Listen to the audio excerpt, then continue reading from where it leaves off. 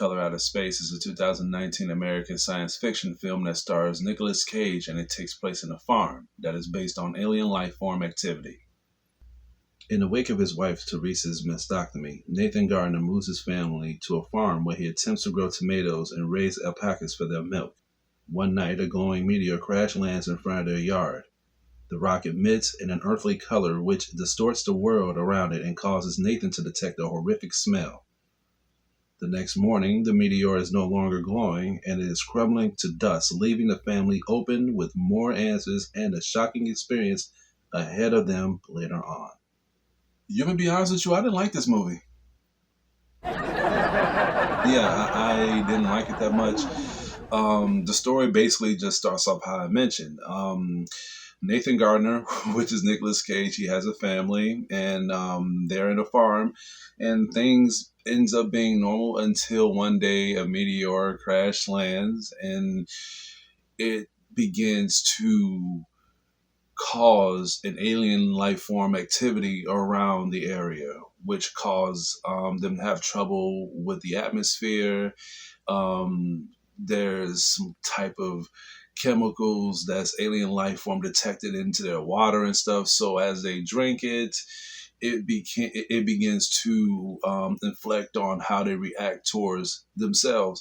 Now, I didn't like this film for a few reasons. One is because, well, not the pacing. It actually starts off pretty quick. It doesn't really pussyfoot around, but when we get there, it feels like they take their time showing us the elements of what the life form can do with the environment. I'm sorry. I think Annihilation with Natalie Portman did it better. With the character development, with the dialogue, the cinematography. Well, you know what? Honestly, the cinematography on here was actually pretty good. It was very, very impressive. I recommend you guys, if you're gonna watch this, to watch this in HD or in Ultra HD. If you don't even watch it in those, if you don't watch movies in high definition at this point, which is kind of ridiculous, but it's good with the graphics. It's very good with the CGI. Very good bursting colors in this movie. It shows you very good details of the alien life forms and the environment when the life form begins to expand.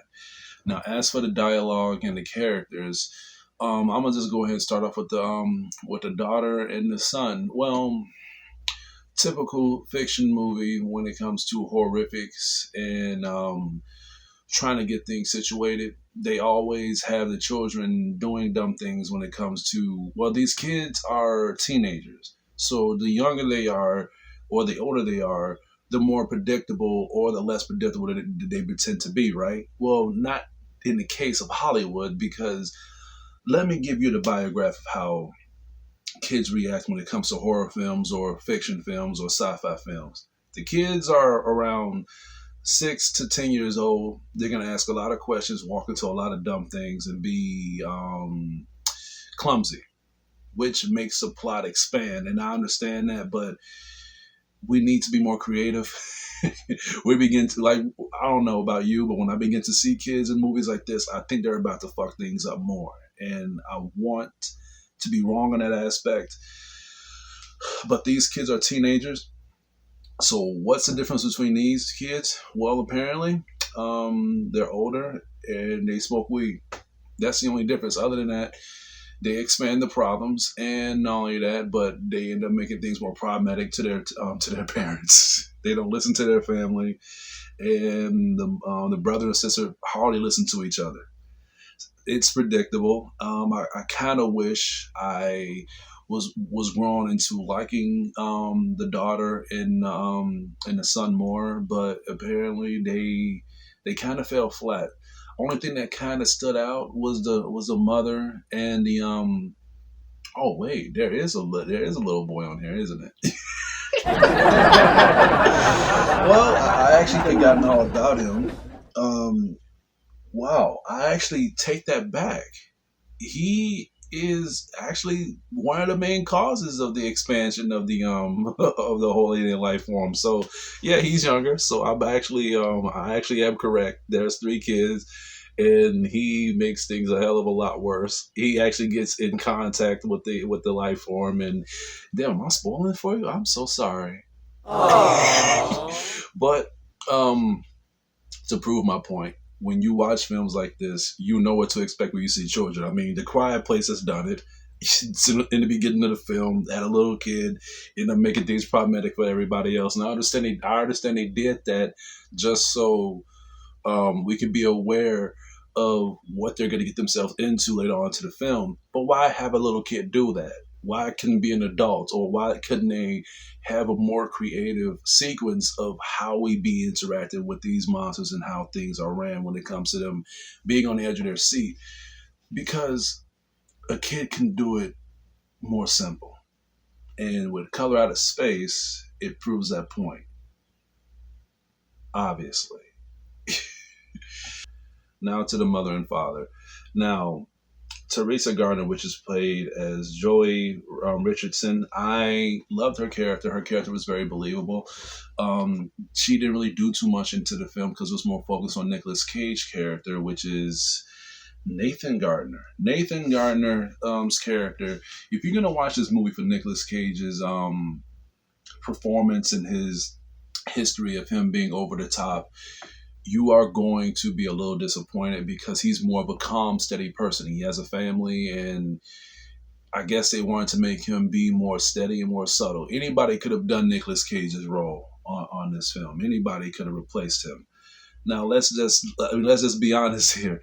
When we seen the trailers of this and we seen him on there, we was expecting him to act himself, as we have other actors such as Samuel Jackson, who is known for his over the top swearing and him just being very outspoken in films. And then you have Jason Bateman, who is known for his dry, depressing sense of humor, which is what I love about him the most. He can do serious, iconic roles, which is the King, was it The Kingdom with Jimmy Fox? That was a good movie. And Ozark, which is he is known and well acted on, and I don't think no one could have done a better job than him.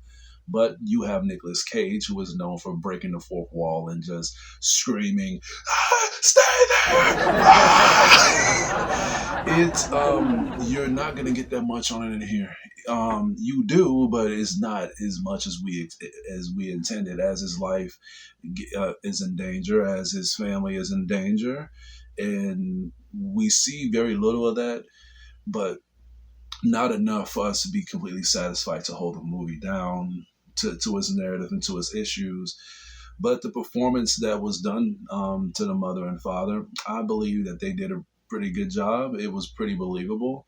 But I believe that the children kind of narrowed it down and it kind of made everything predictable, in my opinion. Here's the thing. When it comes to this is not horror. This is just a suspense of science fiction and sci-fi and a little bit of drama. And I can't really say horror.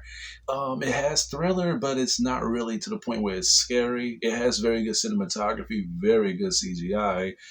But when we get there, when we get to the point where like the alien life forms begin to interact with Nicolas Cage and begin to act to the family, there is some fucked up shit. There is some things that the alien life, here's the thing, like I said, Natalie Portman's Annihilation has done it better. So they show a little bit of that here on Color Out of Space. Now, does it deserve a medal? No.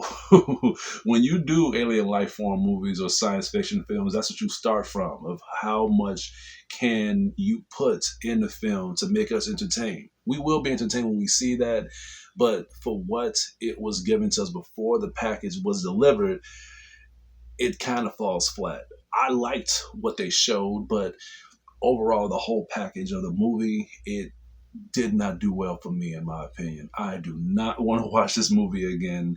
And for people who doesn't even talk about this film that much, I think they're probably on my side. I might have to give Color Out of Space a C minus.